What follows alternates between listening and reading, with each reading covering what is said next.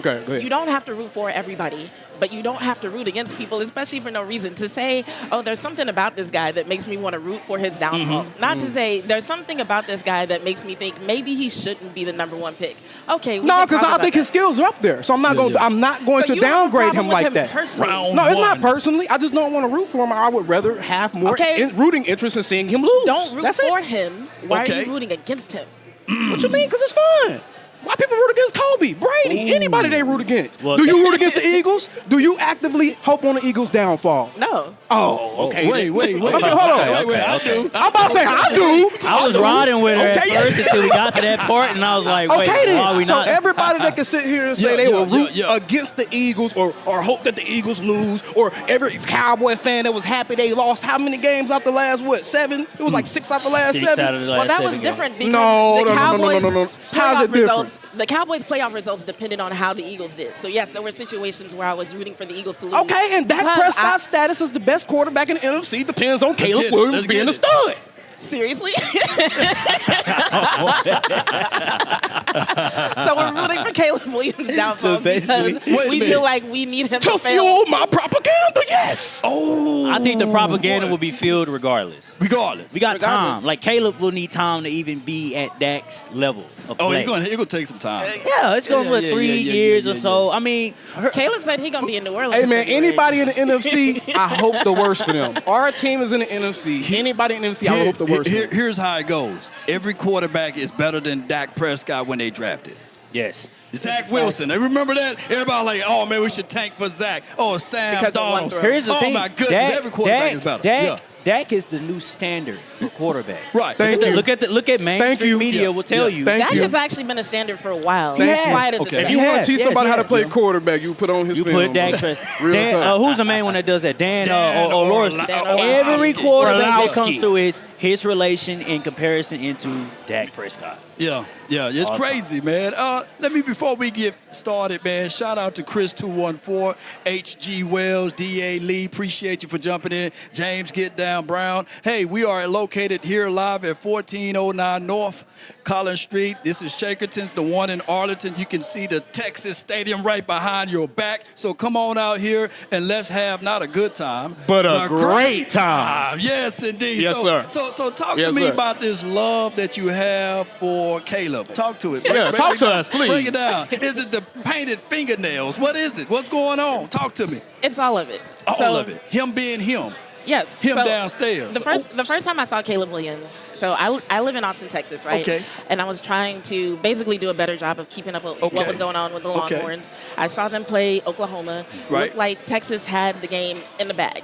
Right. They were up by multiple possessions. I don't remember how many. Next thing you know, Oklahoma's like, all right, Spencer Rattler, you're out. Okay. True freshman Caleb Williams, you're in. True and I'm like, okay, that's cute. They're giving the true freshman a chance, whatever, since the game is lost anyway. Next thing you know, this guy goes out there, makes some amazing plays, and they end up winning. So from that point on, I'm like, okay, who is this kid? What is his story? And the more I learned about his story, the more I started to respect him, not only as an athlete, but as a competitor, because he really is a competitive dude. Like, I know he has a very subdued personality, which ironically he had to learn because early on in his athletic career, he actually had a situation where he was benched for being too angry on the sideline. He pulled one of those moves where he got off the field, was throwing his helmet, throwing stuff, cussing, got benched. His team ended up losing that game. He regretted it so much, he swung the pendulum the other way, right? Okay. So when people are like, oh, he seems like too calm, that's just something that he felt like he had to learn so that he could make sure he was always there for his team. And now he's almost to the point of stoicism, right?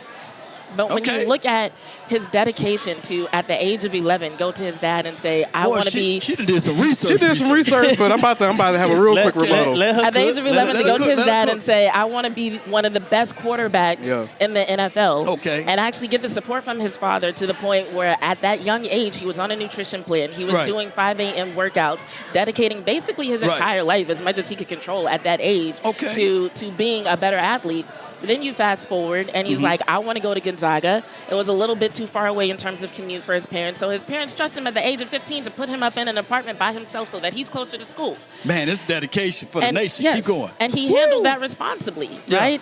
Then you fast forward, and you have Congress who passes this whole NIL situation, right? He ends up being one of the first athletes to be able to take advantage of that for his entire college career. And not only does he end up getting sponsorships and deals with great brands like Apple, Beats by Dre, Wendy's, but he even starts his own nonprofit called Caleb Cares to talk about mental health awareness and suicide prevention for not only kids but adults as well. So if there was a Walter Payton Man of the Year award for college athletes, Caleb Williams probably would have won it. So not only has he dedicated pretty much his entire conscious adult life to being the best athlete he can be, but he's taken the privilege that he's earned from being a winner and from being a well-known name and actually used it to do good. And he's a great leader and a competitor on top of that. And on top of that, a lot of people talk about who he is like as a man. One of my favorite stories about Caleb Williams is when he went on his visit to LSU. Prior to that, he had learned about some of the people who worked at Gonzaga and their connection to slaves who were sold to a plantation in Louisiana. So while he's on his visit to LSU, he goes to the graveyard of these slaves, collects dirt from the graveyard, and brings that dirt back to his social studies teacher who told him the story about these enslaved people. And basically, he proved his connection to the culture as a black man and also did a lot on his high school campus for Black Lives initiatives. Like, he is just a well-rounded man, person, athlete, leader, competitor.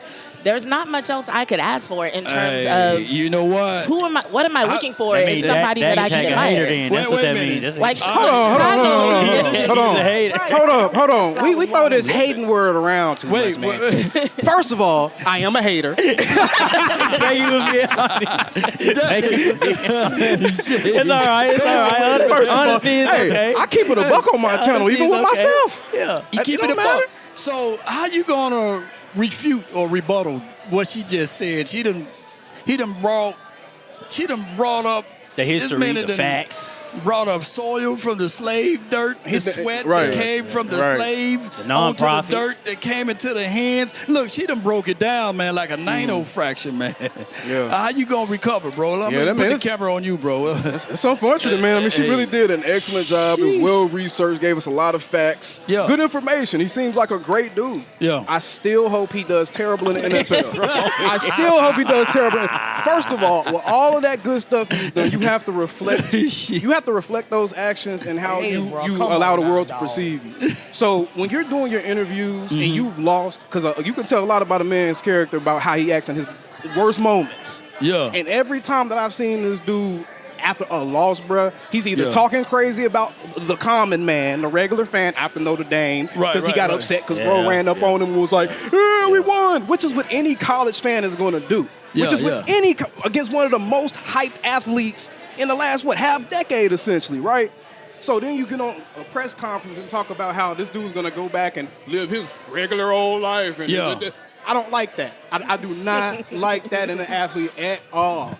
The whole, I'm going to go home and cry with my dog. I don't like that. Okay. What's wrong with him crying with his dog? There's nothing wrong with I don't want that in my athletes. I can't root for athletes that's going to talk about going home and crying with their dogs when they lose. Man-made machines. That's what we need over here.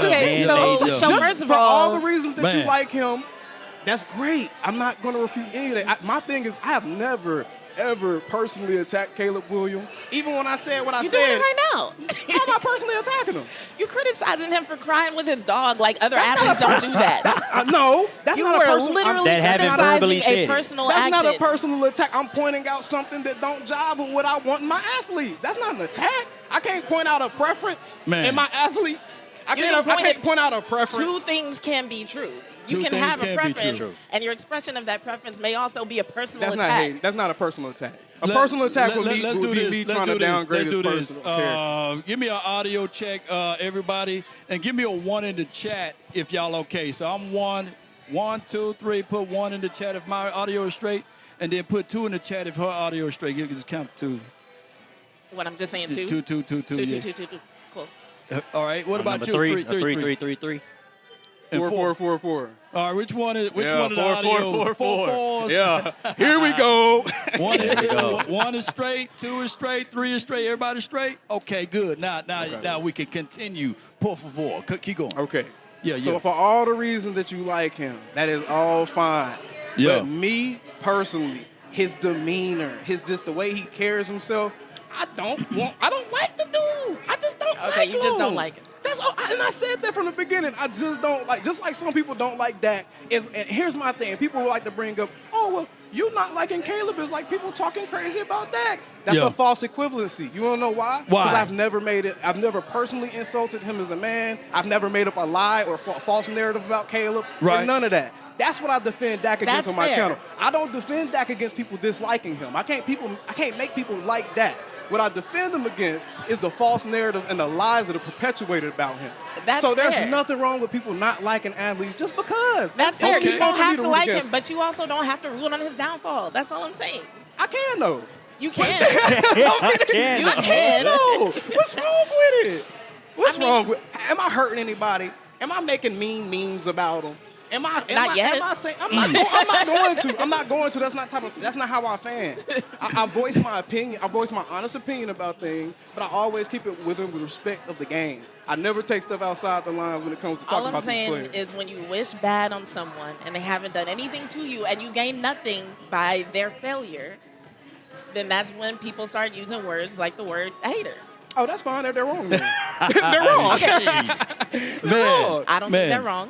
Overall, this is a good conversation, man, for the nation. So, Tony, man, what you got on this, man? Man, okay, I'm gonna try to find a middle ground. And talk about Caleb Williams, the football player, right? And the comparisons in which conversations like these kind of arise. And a lot of what I would hear, at least before the whole entire draft process started, was I think teams are looking for that next Pat Mahomes.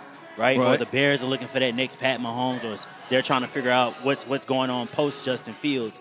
And I have questions in regards to Caleb Williams. I'm not getting on him about I'm talking about in between the numbers and the type of football player that the Chicago Bears may be getting at number one. Right. But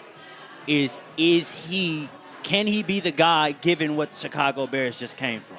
And then if that is the question, I also question why the Bears didn't stay with Justin Fields. And I guess that's kind of my question to everybody right now is, what is the mass difference between what Justin Fields was giving them versus what Caleb Williams can give them? Can I go first since I'm the hater, and I'll get out y'all way? Go ahead. Okay. I think Caleb Williams is the better quarterback than Justin Fields. Okay. Just from a cerebral standpoint, from a mechanic standpoint, just from understanding how to play that position, I think he's a better quarterback. And I think the Bears know that they can run a more variable offense using Caleb Williams than they will be able to do with Justin Fields. Understand. That's just my opinion. Yeah, so the mind is already made. If they already knew what they want out of their quarterback, why not just go ahead and salvage that and get something back in return? Now, I will say... And that's what the Chicago Bears did. They got something back in return, plus they draft Caleb, and they will see what they can get out of his career there in Chicagoland. They should have got a better haul back, though. I will say that. That was a terrible trade from a Chicago standpoint. Well, I think they could have done better. The question is, in that regard, is Justin Fields at this point was 3-3 going in there for? Is he damaged goods? I don't think he's. I don't think he's damaged goods. There goes George Teague in the building, trying to come on in. I think he was not the perfect fit for the direction that Chicago is going in. And I think there were too many questions for them to justify the cost. So you look at Justin Fields' situation, and he was at a point where they were about to have to pay him. Whereas with Caleb Williams, even if there are some questions, they get to reset the clock. And so if the answer to those questions ends up being not what they wanted it to be, at least their mistakes come at a lower cost than them having to sign this guy to a new contract, this guy being Justin Fields, to a new contract and pay millions and millions more than what they're going to get in a rookie contract with Caleb Williams. So now they're able to kind of start over. They have a little bit more time. They've made moves in the offseason that are basically going to give Caleb Williams some of the best defensive weapons in terms of skill players that he's ever had in his public athletic career. I think the one area where they might want to kind of still make some improvements is their O-line. A lot of the issues that Caleb Williams had at USC and at Oklahoma, even though he was only there for a short stint, had to do with him not having an offensive line that could protect him. And same for Justin Fields with Chicago last year. That'll wreck him. Exactly. Yeah. The only thing is, Caleb, he says he doesn't like to be a running quarterback, right? He says he doesn't like it, but he has shown a propensity to make better decisions whenever he does panic and whenever he does have to get outside the pocket or even making off-platform throws. He does those things, and people, like, he does them so well that people think that he enjoys doing it, but he does it because he has to, according to him. That's his explanation of why he's made some of the highlights that he's made. All I got to say is Caleb Williams is walking into probably the best situation the number 1 pick has walked into in a long years. Time. Yeah, many a long time. My hate agenda going to be strong if he's terrible. That's all you're going to have to mute me. But you go back and forth. It's hard to throw that ball up there in Chicago, though. That wind kind of takes the ball. Look, Jay Cutler, one of the strongest arms I've seen in my life. Well, Chicago has to get back to that run game. Yeah, they got to run the ball. That's the type of team that they were in years past. And even for Caleb, for any rookie quarterback, it doesn't matter if you have Keenan Allen and what's my other guy, DJ Moore. Yeah. You still need to get your guy comfortable at some point. Bullets fly in NFL professional football. It's a lot different than what you see in college football.